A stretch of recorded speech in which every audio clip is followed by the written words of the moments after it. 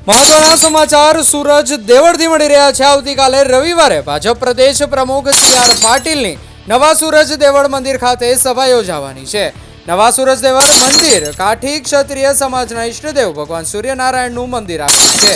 પાટીલની સભાને લઈને સમાજમાં ઘેરા પ્રત્યાઘાત પડ્યા છે। સભાનો વિરોધ કરવા યુવાનો દેખાવો કરશે અને કાળા વાવટા ફરકાવશેના સંકેત હાલ મળી રહ્યા છે। સમાજના ભાજપી આગેવાનો સામે કાઠી દરબાર સમાજના યુવકોનો આક્રોશ જોવા મળી રહ્યો છે તેવું હાલ અત્યારે લાગી રહ્યું છે। હાલ ગુજરાતના તમામ ક્ષત્રિય રાજપૂત સમાજ સરકાર સામે અને સરકાર વિરુદ્ધ મતદાન માટે આહવાન સામે ક્ષત્રિય સમાજમાં એકતા તોડવા માટે ગોઠવવામાં આવી પાટીલની સભા છે। આવતીકાલે નવા સુરજ દેવળ મંદિર બનશે રાજકીય અખાડો તેવું લાગી રહ્યું છે। યુવાનો વિરોધ કરવા મૂડમાં હોય ત્યારે થશે સભાનો ફિયાસ્કો કે શું થશે